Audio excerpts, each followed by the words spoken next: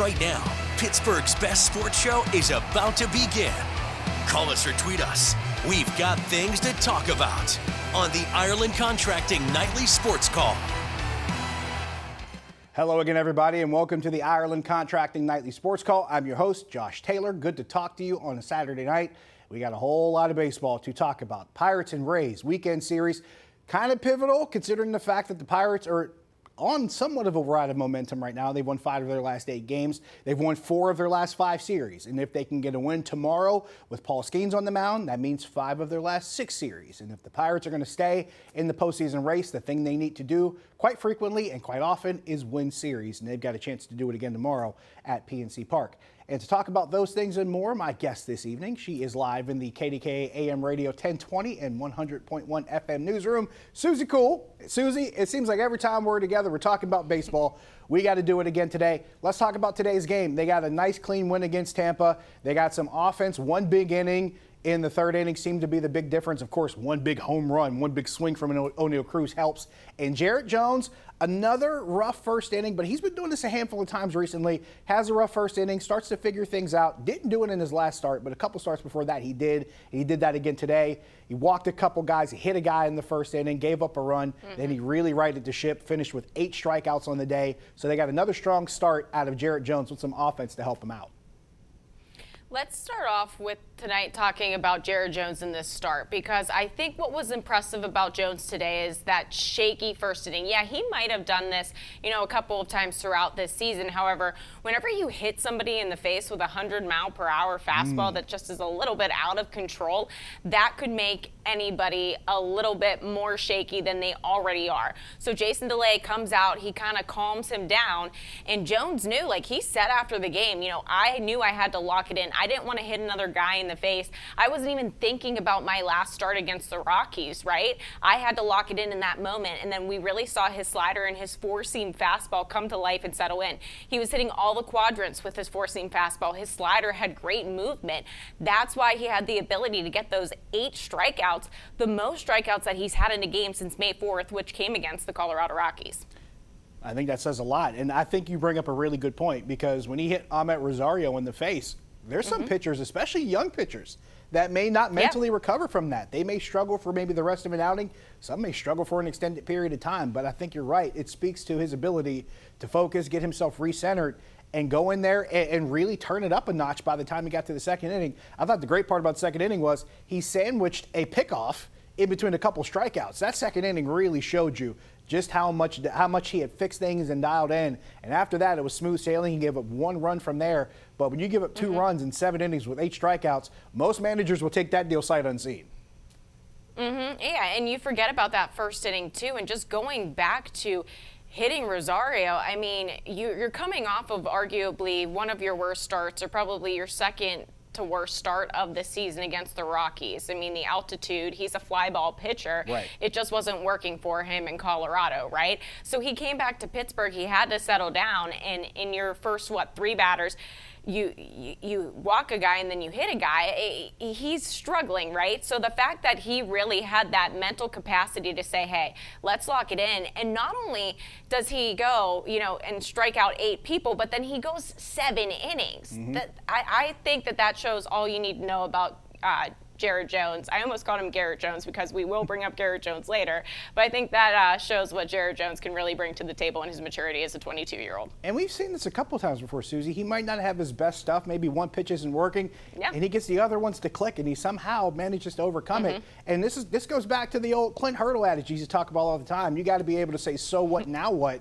And Jarrett Jones is doing it quite frequently in his first full season in the major leagues. He had never pitched a major league game before he got called up this season, and you're seeing how he's able to adjust in real time. Or as Clint Hurdle used to say, be able to punch back when the league counterpunches, and he's doing it pretty well. 412-575-2600 is the number. Give us a call. We will take a break. We will take your phone calls while you're calling. If you want to send us a tweet at Josh Taylor HD, you can do that too. We're answering everything when we come back. Stick around. Welcome back. Time for our GMC Sierra Tweet of the Night. Comes from a friend of mine, Alex Stump from MLB.com. He says, Andrew McCutchen becomes just the 12th player in AL/NL history to record 400 doubles, 300 home runs, 200 stolen bases, and 50 triples in his career via StatHead. Now look at this list of players who have done this, Suzie. Cool. All these guys are either Hall of Famers or guys who probably should eventually become Hall of Famers. But Andrew McCutchen joins that very specific and elite list of players. But the majority of the guys on there, you can either make a case for that they belong in the Hall of Fame or already are in the Hall of Fame. But that shows you what kind of trajectory Andrew McCutchen has been on throughout the course of his career and his ability to just do a lot of different things as a hitter. Before we get to the phone lines, got a good tweet here from Ryan who says Colin Holderman deserves an all-star selection as a setup man. I 100% concur with this. If I'm looking at two guys that get all-star nods for me right now, I'm looking Colin Holderman, and I'm looking Mitch Keller as my second one. Suzie, your thoughts on this one? Yeah, Holderman has done really well just in the month of June alone. He's been in 9 games. He has only allowed 14 hits all season every time he's come in for relief.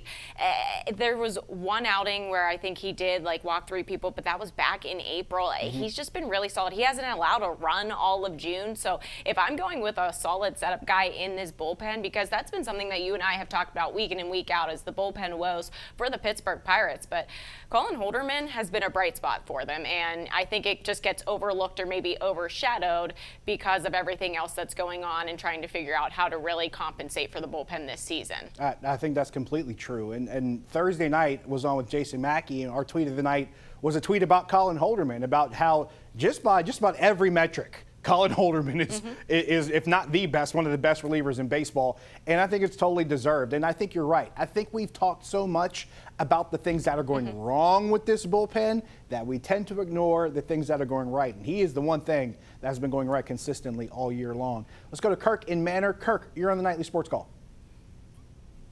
Good evening, Josh and Suzie. I hope you guys are staying cool. Appreciate you. But anyway, 3 quick things. When are they going to get Suwinski out of the lineup and get a real hitting outfielder? When are they going to get somebody solid at first? And when are they going to get a hitting catcher? Those 3 things would rectify their playoff potential. Kirk, appreciate the call. Suzie, you and I have talked about the need for an outfield bat for what, going on a couple months now? It's just something that continues to stand out, and that's completely independent of the fact that Brian Reynolds is now on a 19-game hitting streak, and he's one of the hottest hitters in all of baseball right now. Set that aside. They still need help in the outfield. Connor Joe has gotten a lot of reps in the outfield, but at the current moment, he's hitting, 143 in the month of June? Yeah. As much as I've been talking about maybe seeing him at first base, he may not be a solution there either. He's definitely not a solution in the outfield right now for his ability to actually be able to keep up with what he was doing the first 2 months of the season. Then, as far as the catcher thing goes, finding a hitting catcher, that's not as easy as it sounds, because it's not like there's that many, Suzie. And if you're getting a hitting catcher, they're probably not good defensively. And the last thing this team needs is more issues defensively at catcher, if we're being honest. Yeah, I love how these are at least 2 of the 3 problems that were just brought up are things that we have been reiterating all season. You know, where do you get the bat for the outfield? Jack Suwinski just isn't doing it. He hasn't done it all season. And although I feel like I jinx it every time, although I didn't last night, every time he comes into a game after I talk about him on here, he goes and he hits a home run, which has been, only 3 times this season. I'm just not impressed with him. Rowdy Tellez, I'm also not impressed with him either. Is there a better option before the trade deadline or at the trade deadline for us to pick up a first baseman? However, whenever you look at how close these wild card standings are, and this is something that Richie and I talked about last night, who is going to want to give up somebody decent on their team, right? Because if the standings are this close, then everybody has an evenly stacked team. So who's going to really be out there to trade? And one of the biggest names that I really came across for a first baseman was Josh Bell. Do you bring Josh Bell back to Pittsburgh? I don't know if that's something that Bob Nutting would be interested in, but he does bring the power. He has proved that here on this roster, and he is one of the names that kind of sticks out to me. And you get him out of Miami, which Miami is just not a good team. So what do you do there? Yeah, Miami's one of the few teams in the National League that's still not in the playoff hunt at this point, because on any given day, Suzie, there's anywhere between 8 to 12 teams that we're talking about that are still somewhat fighting or at least in the mix for a playoff spot. So it kind of really shrinks your market as far as what your trade market might be, because more than half the National League is still in it. So you might have to look at a team in the American League. Now, granted, there's a bigger disparity there, but even still, it's still, mid to going into late June. We still got, another several weeks here before this trade market really starts to, get to its climax. So it does become a problem of trying to find the thing that fits the need you want to fit and having the actual trade capital that you need to make that move happen. And that sometimes is a problem, because you might have something that another team wants, but they may not have something that you want, or vice versa. So sometimes deals don't happen just because things don't line up the way you want them to. So all of that comes into consideration when you lay that out. John and Cranberry, you're on the Nightly Sports Call. Hey, Josh and Suzie, it's always good to talk to you. Thanks for taking my call tonight. Thanks. So big win today. That was some hit by Cruz. That was a home run to the Allegheny. There was a great, he's something else, man. And I think that they can take the series tomorrow with Skeens if he pitches well, so we'll see. But I did want to talk about baseball, but I wanted to talk about another topic, a little bit different from the Pirates. But I saw a pitch today on Andrew McCutchen that was way inside that was called a strike. And it reminded me about the automated strike zones. And I wanted to see what your takes were on that, both you and Suzie. And Suzie, I know that you have extensive minor league coverage in your background, and I think that minor leagues has already gone to automated strike zones. So I wanted to get your feedback on how it works and what you guys think of Major League of Baseball eventually going to that with the strike zone. So thanks for taking my call. John, I love this question. I know exactly the pitch he's talking about that Andrew McCutchen faced. That was a breaking ball in the inner half, and it was called a strike. And McCutchen's reaction was probably the same as everybody else's. He's like, what? But to his point, it speaks to a larger problem, and it hasn't just been today. It hasn't just been against the Pirates. It has been a league-wide issue, Suzie. Just games that have had calls from umpires that have really just almost, I won't say ruined the outcomes, but it really has changed perhaps, some of the in-game events that could turn. And I do believe, if I'm not mistaken, Suzie, correct me if I'm wrong, I'm pretty sure AAA is one of the areas where they have started to implement the automatic balls and strikes calls. I know there are people out there that argue for the human element of the game. I think they're just people who don't like change. I shudder to think what their living rooms and kitchens look like, because they probably haven't been decorated in 30 years. But this is one of those things. I'm not in agreement with that. The human element is not something that makes the game great, at least not right now, because in some elements, the human element ruins the game. We've seen games ended on horrible calls. So don't try to sell me on the human element when there are teams losing games because of the human element. Yeah, so this is kind of like a twofer. Last year, whenever I was in AAA in Lehigh Valley, it was like 3 games were actually called by the umpire, and then 3 games were called by the automated system, right?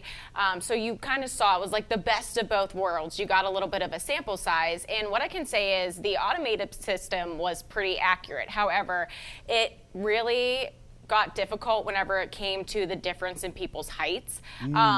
We had a guy, his name is Esteban Quiros.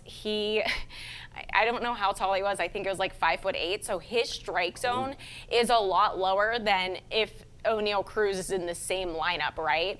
And so I'm not sure. I'm pretty sure there was a time where it wasn't adjustable. Maybe they fixed that going into this season. That was probably the biggest problem that I saw with it. Yeah, like how do you shrink that, right? Yeah. Yes, that's the strike zone, like up in his face, right? So that was the biggest issue that I saw with it last year. But all in all, it was pretty accurate. And they did this thing where they actually pulled up the automated strike zone onto the big screen. I'm not sure. I've only been to one Pirates game this season, if they do that here in the major leagues now, but they pulled it up so everybody in the stadium could actually see the call and see that it was the correct call by the automated system. So it was cool because it got the entire crowd involved as well. That's some insight that I did not expect to hear this evening. So that tells you a lot about just so as the caller was asking about it, John, this is what you might be seeing here in the near future. And Suzie gave you a little taste of it because she's experienced it before. I think it can only help, but yeah, extremely short batters, it might be a problem. Thankfully, there's no Joe Nuxalls running around right now that are 12 years old playing Major League Baseball, so that might not be a problem. And that's why they're testing out in the minors, right? Because Right. they know they need to make adjustments. So if you need to make an adjustment depending on somebody's size, well, guess what? They've tried it now in AAA. They know that they need to do that. Maybe they're testing it again this year. Yeah, and that's one of those things where you work out the kinks there. That way when you bring it up here, it's all ready to go, and at least it minimizes. I don't think you can ever get rid of problems that can happen using technology, because everything is pretty much destined to have flaws, but if you can minimize those risks, it makes it look a lot easier. We got to take another break. I got a question about the Pirates bullpen I'm going to pose to Suzie when we come back before we wrap up. Stick around.